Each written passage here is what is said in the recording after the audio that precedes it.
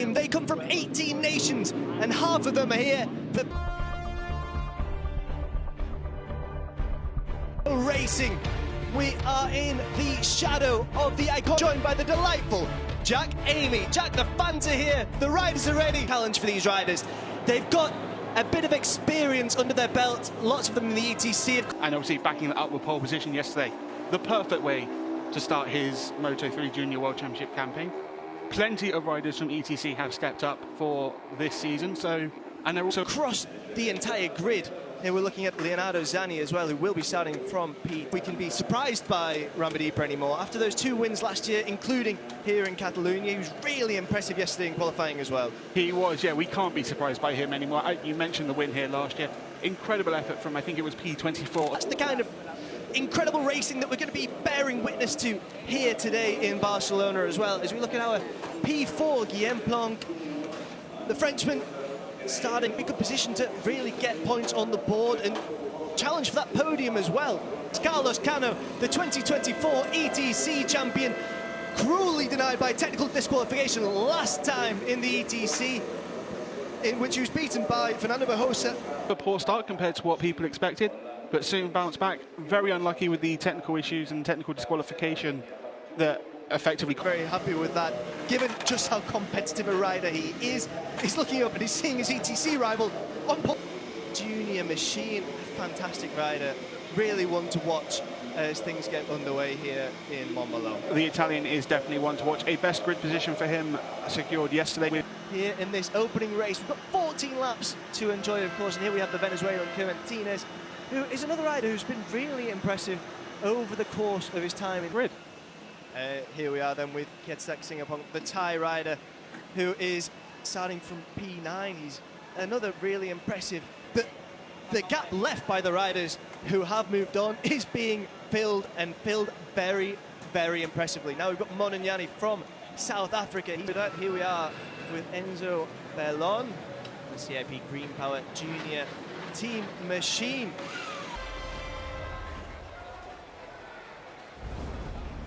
Zini and Kiandra Ramadipa. William Planke goes from P4 ahead of Carlos Cano and Euro very well. Julio Pugliese goes from P7 with Martinez and Kiandra Ramadipa on row 3. Monia, your 4th row. Travis Borg, Marianas Nicolas and Ryota Ogiwara go from row 5 with Christian Daniel Jr., David Gonzalez and David Gonzalez. Barcelona. There are the red lights. The reps are rising.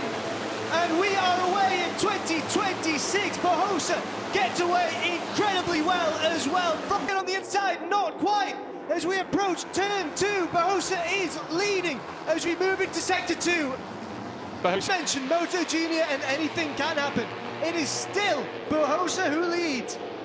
Barrosa still leading, yet, as you say, heading into turn 5. A tricky corner, downhill braking. Showing just what he's about. He's going to be trying to do everything he can to get that opening win here in Barcelona. Fantastic start, though, for... But he's now down into P7 on the number 17 machine, so he'll have a bit of work to do. I'd say Barrosa still leading from Leonardo Zanni and Carlos Cano running in the podium places on the opening lap of the race. And there go the 2 Aspar boys trying to move ahead.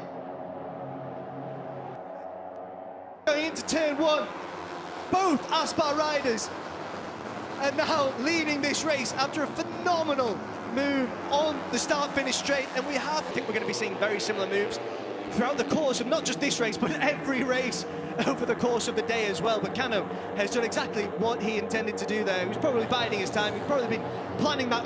His long-standing rival, Fernando Barrosa. Barrosa just made the move into turn 7. He made it work, and he makes the move into turn 10 as well, up the inside to claim P1 back from his long-term rival. Yeah, what have we been saying over the course of this transmission so far? It's absolutely incredible. As soon as the season started, they were renewing that rivalry. As we head down the final 2 corners, again, it's Barrosa leading, Cano just behind, but the slipstream will be crucial on this. Leading group that's particularly clear. Cano just trying to rocket ahead there, and he does make the move on the inside.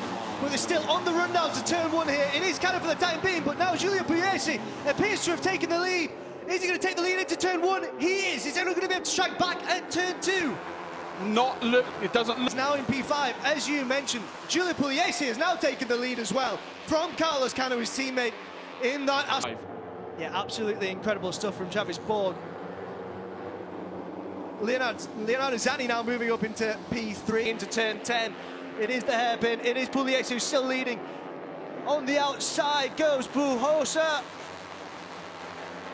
He's not able to really make his move there. Travis Borg was slightly offline through 10, but he's now going around the outside through 11 and 12 to try and make the move stick. And it looks like he has moved up into P4. That's an incredible move from the number 23. Absolutely extreme. On the run into turn 1 then, he's on the ideal race line alongside Bujosa. Can the number 69 defend? It looks like no. Borg's got the inside into turn 2. Yeah, absolutely incredible stuff from Borg on the inside there. It is Pugliese who's currently still leading as we go into sector 2. This is such an incredible battle, but he goes wide there and somehow still manages to stay ahead. He'll have the inside into turn 5, but he's under pressure here from the number 24. Yeah, Guillaume Planker's there with an attempt on the inside there. Excellent stuff from the Frenchman, and we're seeing really these Moto3 junior riders go to battle straight away, especially these two. Fernando of his ETC rival moves it to P2. A great move from Bujosa. We've seen him make a couple of moves, and he was last year while in what was then the European Talent Cup. On the run into turn 10, it's Cano, looks on the inside, but doesn't make the move stick. And there's 3 riders behind heading into that heavy braking zone, but everyone coming through okay. Yeah, it was such a difficult turn to master there. For the time being, our riders doing riders around him. Yep, and there's a move into the final corner there. That is Cano being demoted by Leonardo Abruzzo for P4. The Italian making a stunning move there. Usually the best place to make that move is the last lap, but, well, you know, it's a great move to make anyway. Absolutely, as best as possible. I mean, we see so much swapping and switch Moto3 junior races, and there is Bujosa still in the lead. Cano was under pressure, or pressuring Abruzzo once again through turns 1, 2 and 3. Looking through turn 4 again. Can he get alongside Pugliese? No, Pugliese is able to defend that position for now. Yeah, it's a sweeping right-hander there, and it is Pugliese who takes the lead from this lap. Bujosa leading on the run into turn 1. The number 69, well, he's already lost that, but coming through on the number 69 to move into first and second. And Abruzzo making a move for P4 once again. Yeah, making a move for P4 on the inside, unable to really get ahead of Bujosa there. It is Pugliese who's absolutely gripped to their screen, as you might well be, as we are, and as I'm sure maintain that speed when everyone else is also really trying to stay in the mix and then push again at the end when more riders will be pushing. Absolutely. Is he going to be able to make something happen here? Pugliese, the only one taking a more normal racing line, let's say. Cano taking P2. The time machines is Carl Pushin and Travis Borg, and Borg is frustrated, really frustrated. He was putting in an incredible ride, was the number 23. Yeah, that's... You can see... He's on the exit of turn 4. We don't really see what happened.